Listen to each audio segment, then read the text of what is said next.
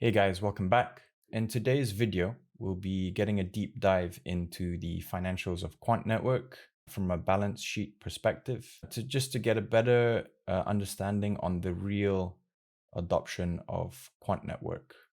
So this would help you get a better insight into your quant investment and whether Quant is actually seeing any success in terms of real world adoption or not. By the way, I want to give a quick shout out to John Amulet here. He gave me the idea for this video. Initially, this video was going to be a short update on Quant, but as I looked through Quant accounts, as he suggested here, I actually did fall down the rabbit hole, as he mentioned. So thank you, John Amulet. So I had a look at the balance sheets of Quant Network Limited, the Companies House. So in the UK, we have Companies House, which you can view transparently financial statements posted by various UK companies. I've also looked at on-chain transactions of the core Quant team wallets, and I will also do a comparative analysis with like-for-like companies to Quant. So by the end of this video, you will have an understanding on the financial stability of Quant Network, the company, which you can then use as a gauge for ongoing Quant adoption, i.e., if Quant Network, the company, is stable, then we can assume that Quant, the token, will be continued to be pushed in the market for more Quant adoption. If the Quant company is unstable, then Quant adoption will be a concern, and you should probably consider the position you hold in your Quant investment. So before I jump right in, I will just caveat this video and say that we do not actually have any cash flow statements from Quant. We just have year-end balance sheets. And this really limits the insight into the financial performance of Quant, as balance sheets only give a snapshot at a specific point in time. But we will do our best to understand what is happening with Quant with what we have. And furthermore, all the values on all the charts, graphs, visuals that I show have been converted into US dollars just for ease of reference. So with that, let's jump right in. So we will first look through the assets and liabilities on the balance sheet. And by the way, assets are resources owned by a company that are expected to provide future economic benefits like cash. And liabilities are obligations that a company like Quant owes to other companies like loans, mortgages, and unpaid bills. So just looking at the assets here, we see that there is consistent growth year by year, which is good. But where is this growth coming from? And to understand that, we actually need to take a deeper look. And by the way, I'll go through the liabilities in a minute, but we also see the liabilities are also growing year by year. We also see that obviously the liabilities is way more than the assets, but we will analyze this in more depth as the video progresses. So having gone through all the balance sheets, to my surprise, I couldn't find any assets from trade debtors, which essentially mean customers. Majority of assets came from corporation tax recoverables. And also they have quite a significant amount of cash in the bank. So just looking at this year by year here, we see that year by year, cash in the bank, which is the orange bar here, is increasing year by year. And then we also see consistent corporation tax recoverables around the same amounts in a kind of intermittent pattern. So it's not every year, but almost every other year. But where does this cash in the bank come from? Is it from customers? Is it from trading Quant? Is it from the Quant ICO? Is it money loaned to Quant? And also, if they're able to claim corporation tax back as recoverable, that means they must be making a profit, because corporation tax is only taxed on the profits from a business. So knowing this, I really wanted to get to the bottom of where all this tax was being recovered, how they're making profits, where is this cash in the bank coming from. So looking deeper through all the balance sheets and statements, I came across this statement here. It says that 100% of the company's turnover in both the current and corresponding year is derived from licensing fees from Quant AG, a company under common control. So who is Quant AG? So looking into this deeper, as it turns out, there is a holding company and a bunch of subsidiaries where Quant AG, Quant Network, Quant Americas Inc., Quant Network DLT Limited, Quant Network APAC, they're all subsidiaries under a company called Quant Network Holding, which is based in the UK. And then that, I believe, is held by Quant Holdings Limited, which is a company in the Cayman Islands. So this structure may not be 100% accurate, but this is what I believe. This is how I believe Quant is structured. Quant AG is a company incorporated in Switzerland. And I suspect here that Quant Network AG was incorporated in Switzerland ahead of the Quant ICO, because Switzerland has favorable regulatory, it's a favorable regulatory environment for blockchain and cryptocurrencies, and it has stringent privacy laws. So in my mind, Quant Network AG was probably used as a subsidiary for holding Quant Network tokens and carrying out the ICO. And in fact, it's quite common to see blockchain companies to incorporate in Switzerland. For example, Ethereum, Near, I believe, Polkadot is very common. Now, I tried gaining access to the statements of Quant Network AG here, but no luck there. It seems the Swiss really uphold their name of, being private and stuff like that. But going back to what we can find, we can see that Quant AG loaned several amounts to Quant Network with a payment date of July 2023, which is just past. And we can also see that reflected on the liabilities of Quant Network. So that's reflected here and also in the other balance sheets as well. There are 3 tranches of loans from Quant Network AG. So just looking at it in more detail here, we can see a first loan of 1.5 million, second loan of 4.8, and then a third of 3.7. So these are all statements that have been made in the balance sheets. The following 2 here are simply the loans that have been carried over from these initial amounts. And then the final amount here is basically a current liability on the most recent balance sheet. So I believe all the loans previously have just simply been carried over because they are yet to, they should have paid it back already if they are going to pay it back, or if they have to pay it back since it is a company under common control. But something interesting to bring your attention to, if we add up the 3 loans, it actually comes to an amount of 10.2 million, which is pretty damn near the amount of the $11 million ICO funding amount, which is interesting. So it seems like Quant Network AG carried out the ICO, and then they sent the ICO funding money to Quant Network.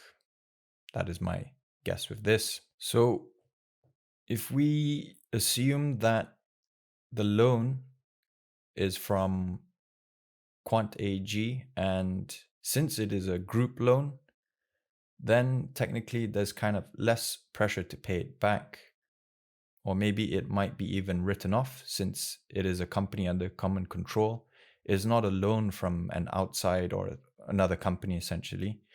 And if we have a look at the total assets and liabilities chart again, without those group loans on the liability side, we can see that the liabilities is significantly lower than the initial chart I showed you. So just for comparison, see here. So if that is the case, then their assets are much higher than their liabilities, which is a good position to be in. Now, I don't know whether they paid it back. I will have to see the balance sheet for 2023, which is not out yet. It should be coming out this year. But I personally don't consider it a real loan. But it would be interesting to know if they have to pay it back, or also if any of you know whether they have to pay it back or not, just drop it in the comments below. Now, looking at the liability side in more depth here, we can see that majority of the liabilities was in fact from the group loan. And then this is followed by accruals and deferred income. Accruals essentially means that Quant has used goods or services from another company which they have yet to pay for. And deferred income means Quant has been paid by clients for goods and services which Quant has yet to deliver. So that is interesting. And then the third thing on the liability side, the significant thing, is trade creditors, which is essentially Quant paying for services for other companies. Now, if in fact that the accruals and deferred income is actually in fact a situation where Quant has been paid by clients for goods and services that they have not yet delivered, then that is great. It means that Quant's revenue has significantly increased during 2022, which is great to see. If we take that view, putting that all together, we can see that the assets is much higher than the liabilities. And for comparison, we see here the total assets and liabilities. We see that, yeah, it's much higher. So this is interesting to see if you take that viewpoint. Although if you want to take a conservative approach to this, we can assume that all the cash in bank is from the group loan, and we will take that off the asset side. We will also take off the loan from the liability side, assuming that since it is a group loan, there has less pressure to pay it back. So it's not considered a real loan. But if we take those two assumptions, then obviously as assets is a lot lower, but liabilities is not that much higher than assets. So it's roughly equal or pretty close. And we can assume probably that Quant has been financing parts of their operations through debt, which is, it's common for startups to do that. But if you want to take a more aggressive approach, we can assume that the cash in bank is from clients. The group loan again here is seen as having less pressure to repay back because it's from the ICO and it's a group loan from a company under common control. Additionally, Quant has been paid by clients which they have yet to deliver services for. So we'll add the deferred income to the asset side, and we can see that this graph shows that Quant is in a very positive position with significantly increasing assets year by year, but with low liabilities. So to summarize the assets and liabilities section of this video, either way, the assets of Quant are growing year by year consistently. It has less pressure to pay back their loans because it is a group loan, probably from the ICO, which is good to see. So now we've looked at the assets and liabilities in more detail. We know that Quant seems to be a little different because it's a blockchain company. It has subsidiaries. It has a loan from Quant AG, which probably came from the ICO, which they may not have to pay back. But if they did have to pay it back, then how will they pay it back? It seems they have cash in the bank, but it could be from the ICO itself. It has corporation tax recoverables, but where's that profit coming from? There's also the possibility that the corporation tax recoverables is coming from R&D tax credits here in the UK. We also know that they're working with central bank in the UK, so they could very well be reclaiming tax back on the work that they're doing. So I really want to get to the bottom of this. I really wanted to find where is this tax recoverables coming from? Where is this cash in the bank coming from? Let's continue to look deeper as we go to the next segment, where we analyze the on-chain data of Quant. Now, this thought occurred to me because when looking through the balance sheets and the loan from Quant AG, and with the ICO, I also thought that Quant could also be earning money through trading of Quant. So to understand whether this is actually the source of their profits and cash in the bank, I had a look at all the core Quant team wallets and listed all their transactions over time. But before I jump into this, I just want to give a bit of context. There are basically three ways a blockchain company can earn money. The first way is providing consulting and development services to businesses. For example, Quant working with banks. It can also earn money via the appreciation of their tokens that they hold in their reserve. And they do this by pushing adoption for those tokens, or in the case of Quant, via Overledger and Overledger licenses and Overledger transaction fees, which are all paid for in Quant tokens. And then obviously it can also earn money via trading and staking the tokens that they hold. So in the case of Quant's business model is essentially number two here. They're pushing the adoption of Quant tokens via the Overledger. And so they should see the appreciation of Quant tokens in their reserves, but they can also obviously provide services to companies directly. But that is not really what we want to see. The third point here, they can also trade Quant.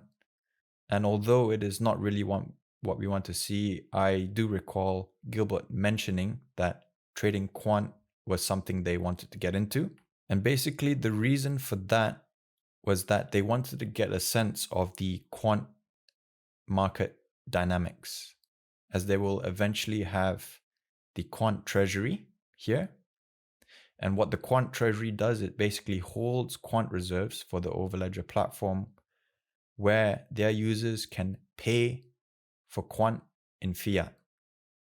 And then the Quant treasury converts the fiat to Quant at the market rate.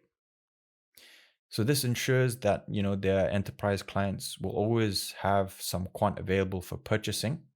And this means it's just a better user experience rather than having to purchase Quant on the secondary market. And the idea behind this is that if the Quant treasury runs low on Quant, it can replenish itself by buying back Quant from the secondary market using all the intel that they've gathered through Quant trading previously. So what we want to see ideally is 2 and 3 from Quant. Whilst trading is good, it's not really what we want to see as Quant investors, but as part of their roadmap, it's something that they have to do to understand how the market works. Now let's look through all the Quant transactions carried out by the core team Quant Wallet since inception. These have been posted by 3 core wallets, which are called the Quant deployer, Quant1 and Quant2. You can find them on ETH-scan. So now I will take you through this chart here. So we can see that first it starts off with the Quant ICO. This was an amount for 14.46 million Quant. So this was the beginning of the ICO. And then at the end of the ICO, they burned 9.5 million Quant.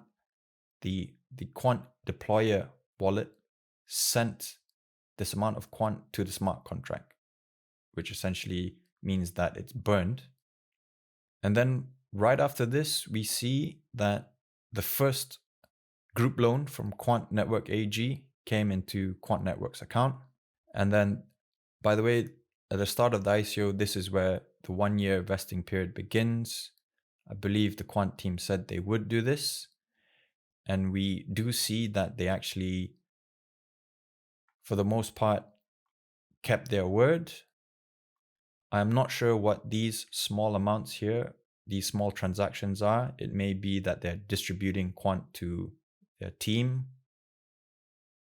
or maybe it's to lists on exchanges. I will have to look at that later. But essentially, after the 1-year vesting period, we see a significant amount of Quant moved from the Quant deployer to the Quant1 core team wallet.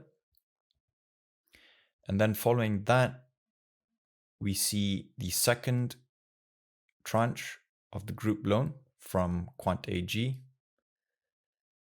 with some small amounts of Quant transactions in between. I'm not sure what these are for. And then we see the final tranche here from Quant AG, 3.76 million. Again, if we add this all up, it comes pretty close to the $11 million ICO funding amount. And then if we go all the way down here, we see a significant amount of Quant. I believe this is about 1 million Quant tokens, which was roughly $140 million at the time. This amount of Quant was moved from Quant2, which is another team wallet, to an unknown wallet. I'm not really sure what that wallet is for. I can't tell who it's owned by or who holds it or whatever. But I believe that is Quant moving the 1 million Quant into the Quant treasury. And I say this because of the interesting events that have happened around this transaction. We know that the Overledger network launched here, and then shortly after, this is all within the space of 6 months, by the way. Shortly after, we see Overledger fee announcement, Overledger fees due, and then we see that they moved that somewhere to some wallet. And then the tokenized beta came out, and then the Overledger platform was launched. This is all within another 6 months of that movement here. But overall, I would say, Quant carried out a clean ICO. They did what they said they would do. They held those tokens for 1 year until they moved it into the team wallet. This is good. However, the last transaction here is a bit of a mystery. I will need to look at this in more detail later. But if it is Quant moving reserves into the Quant treasury, then that is great. That is all going according to their roadmap, essentially. Now, looking at the same graph, but with the Quant price overlaid. So the blue line is the Quant price in dollars on a log scale. So it starts from 0, goes up to 100 here. The purple bars are the Quant transactions, as you have seen in that previous graph. So let's go through this. So just looking at this in more detail, this is the 1 year vesting period. So, they shouldn't be really doing any trading here. After the 1 year vesting period, we can see some interesting transactions here. So after every bull market in Quant, we see that it's followed by some Quant transactions. If we look at this section here, we see another bull market here. We see some transactions here. We see another bull market here. We see some transactions here. We see another bull market here. We see some transactions here. We see a small bull market here. We see another set of transactions here. We see another bull market here, more transactions down here. And then now we see a bit of a bear market. We do still see some transactions. And then we see that big transaction, which I believe is not for trading. I believe this is Quant moving Quant into the Quant treasury. By the way, how many times have I said Quant in this video? So what does this all mean anyway? So it could mean that, well, I think it probably means that Quant could be earning profits through trading Quant, and they're probably using that to fund their company operations. Now, this is part of their business plan, as Gilbert mentioned. They're basically trying to gather intel on the market, how to trade the market, so that they can ensure that the Quant treasury is efficient in buying back Quant to replenish its reserves through the secondary market. Now, if you look at the same graph, but with the company assets here, so light blue is Quant price in log scale, which goes all the way to 100 up here. The dark blue bars are the Quant company assets. So we see initial assets here increase after the Quant ICO. We see it increase here after this little bull market here. We see it increase again here after this little bull market here.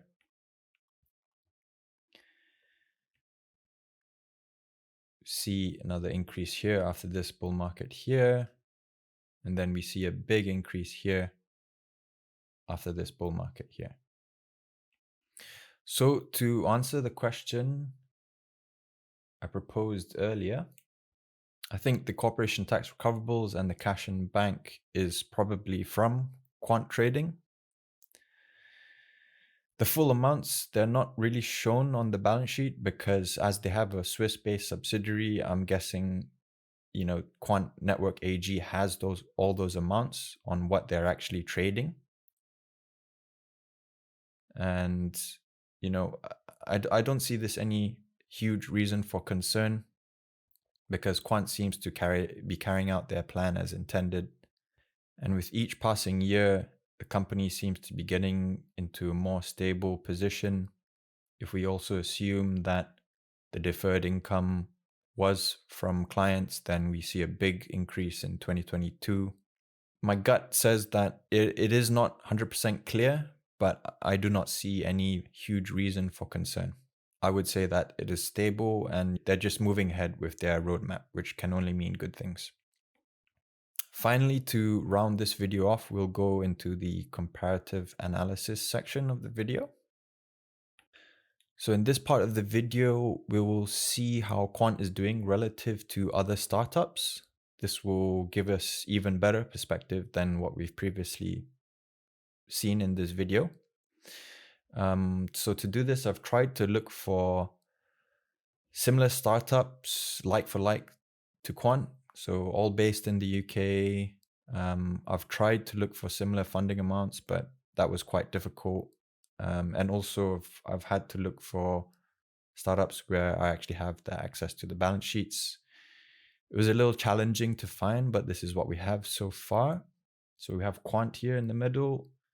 We have Finality, which I'm not sure if any of you know Finality, but it's pretty decent name in the blockchain space. Then we have Form3, Codat, and Thought Machine here. I'll briefly go through a description of each of these. So first off, we have Finality here. Finality focuses on using blockchain technology for financial transactions, working to create a more efficient and secure payment system. Quant and Finality both use blockchain, but Finality specifically targets financial transactions, whereas Quant focuses on connecting different blockchain networks.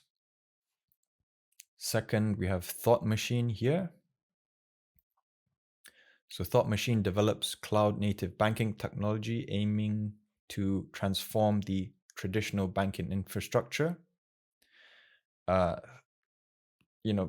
think Thought Machine and Quant are the most like for like in terms of what they're trying to do, where Quant is trying to do it with blockchain.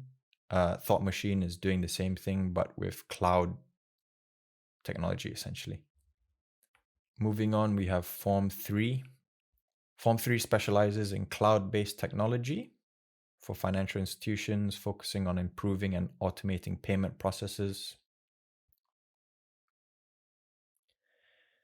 Quant and Form 3 both streamline financial processes, but Form 3 focuses on cloud-based payments, whereas Quant emphasizes on blockchain interoperability. And then finally, we have Kodat here. So Kodat provides data integration solutions for small business, enabling seamless connection between financial systems and software. So Kodat and Quant both address the need for efficient data handling in finance, with Kodat focusing more on integrating financial business data as opposed to Quant, which focuses on enabling seamless blockchain transactions. So I've done my best here to find like-for-like companies. They're not exactly the same. I would say the most similar is Thought Machine. In this next analysis, I've tried to normalize all these values. Obviously, they started all at different dates. They all have very significantly different funding amounts, but I've tried to normalize them as best I can, which you will see in a second. So first, we will look at asset growth rate. This is on a log scale. The blue line is Quant. Red line here is Finality. Thought Machine is the yellow line. Form 3 is the green line. Kodat is the orange line. So we can see that here, most companies start with a pretty high growth rate, except for Finality and Thought Machine. All companies seem to have increasing growth rates here, here, and here, except for Quant and Form 3, which seem to have decreasing asset growth rates. Now, keep in mind, Quant Network has had on average 95% less funding compared to all these other companies. So despite its lower funding rate, its growth is more measured and more capital efficient. This means that the slowing growth rate here is somewhat normal and seems to be in line with their funding amount. I think the implication here, or I think you can basically see this more as a reflection of traditional investor appetite for blockchain startups, i.e., there is less appetite for blockchain-based startups compared to traditional cloud-based startups. Because the startups that we're comparing Quant to here have significantly higher funding rates. Quant has a funding amount of around $13 million. All these others here have north of $150 million. So I think what we're seeing here with Quant makes sense, as it's less funded. Now we're moving on to the liabilities growth rate here. So again, the same colors, Quant is blue. So if we look at this, you can see that Quant Network actually has a decreasing liabilities growth rate. compared to all other companies which seem to have increasing liabilities growth rate. So this could imply a more conservative approach to debt, as Quant may have made the choice to sustain its operations without increasing its debt. I think this makes sense, as essentially Quant can fund its operations through quant trading, which is what we saw earlier. So I think overall this graph is cool. It's good to see that Quant is reducing their liabilities, or the liabilities growth rate is decreasing, which is good to see. Next, we move on to equity growth rate. Same colors here again. So Quant is blue. Just keep that in mind. We see that Quant Network and Thought Machine,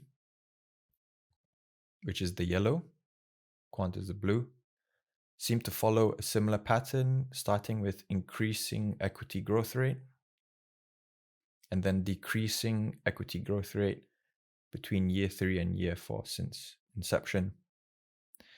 It's good to see, as Thought Machine, I think, is the most similar to Quant, as they're both modernizing financial infrastructure. Whereas, Thought Machine is just doing it through cloud, basically, instead of blockchain. Form 3 and Finality, which is the red and green, both seem to have decreasing equity growth rates, whilst Codat, which is the orange here, seems to have a parabolic equity growth rate. So Codat focuses on integrating financial data for small businesses, whilst Quant focuses on seamless blockchain data for financial institutions. So I think, obviously you would like to see this orange line be Quant. We would like to see crazy growth rate for Quant. But I think, Codat's significantly high growth rate is attributed to the nature of the market they're in. And basically Codat is selling to small businesses, meaning the sales cycle is shorter compared to the financial institutions that Quant is going for. And furthermore, the market is far more educated about the benefits of connecting data via cloud as opposed to blockchain. Blockchain, it's still quite nascent compared to cloud. So people are far more educated on cloud. So I think this is pretty normal to see here. I think it's good that we see Quant's equity growth rate follow a similar pattern to Thought Machine. They're both in the same sort of arena here. Our final chart for the video here is equity per employee. As you can see, I've tried to normalize it as best I can. Again here, same colors, blue is Quant Network, red is Finality. We can see that pretty much all companies follow a similar pattern, except for Finality. We actually see here that Quant has a negative equity per employee. However, it is slightly increasing throughout the period. So Quant's negative equity per employee, combined with their significantly lower funding compared to these other companies, suggests that they're more measured, or they're more resource efficient compared to these other companies. They're likely prioritizing strategic investments over rapid scaling. So I think, it's slowly increasing year by year here, very slightly. It almost looks horizontal, but it's not. It's slightly increasing.